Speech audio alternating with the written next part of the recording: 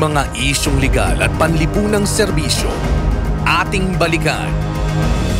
Si Aurora Ilagan, humingi ng payo kung paano makukuha ang pensyon ng kanyang yumaong asawa. So, tama ba pagkaalam namin? So, nagka-divorce yung wife niya. Opo. That's why nagpakasal kayo. Opo.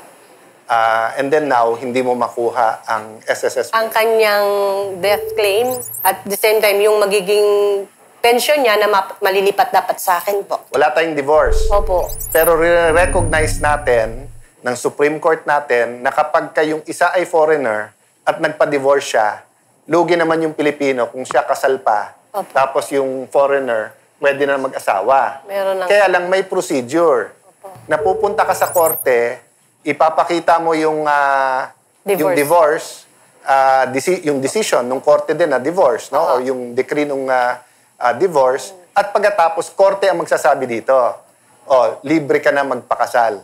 Kasi capacitated ka. Wala kang incapacity to marry. So even assuming na naitala ang pangalan mo sa SSS, pag nakita nung SSS na may unang asawa, hindi talaga ibibigay sa'yo.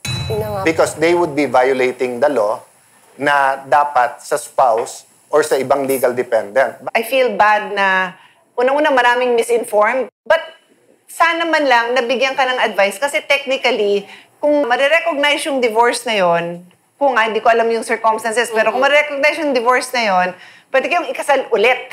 We want to do what we can to help. No? So, we'll partner with you to find a solution dito. Sinamahan ng programa si Aurora sa SSS.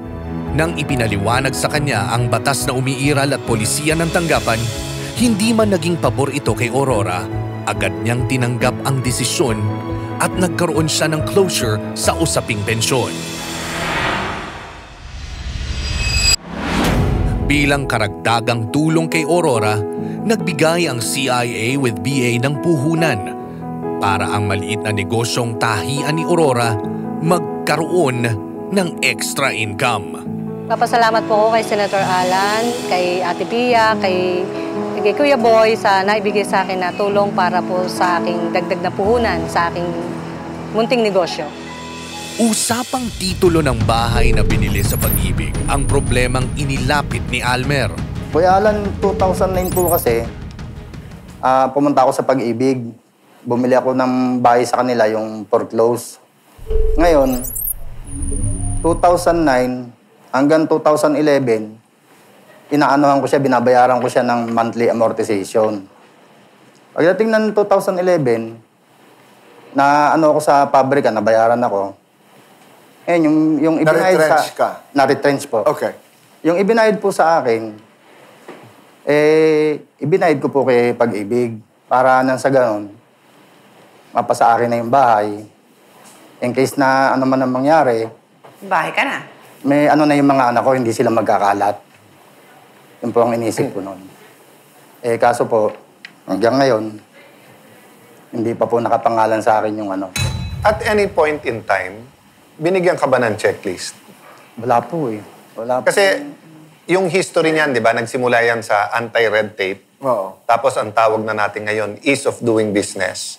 Hindi ko alam yung eksaktong year, nagkaroon ng year na ni-require natin na sa lahat ng government office, meron niyang parang yung workflow. Di ba? Kung saan yung iikutin mo. Para nga yung pupunta doon, hindi pa ikutin ng mga kawani ng gobyerno, ng mga ahensya.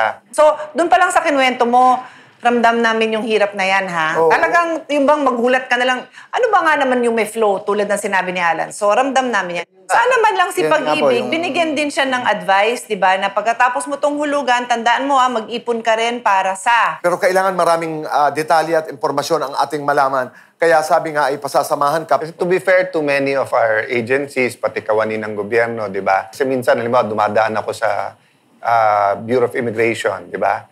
Tapos, yun nga, nakwikwento nila, sir, pag nagkamali sa amin isa, kahit aminado isa, Oo. para bang kami naman lahat, Tama. ganon, di ba? So, over the years kasi, marami na rin naman nangyaring reforms.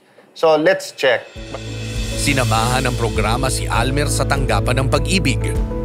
at binigyan siya ng step-by-step process kung paano malilipat ang titulo ng nabiling bahay sa kanyang pangalan.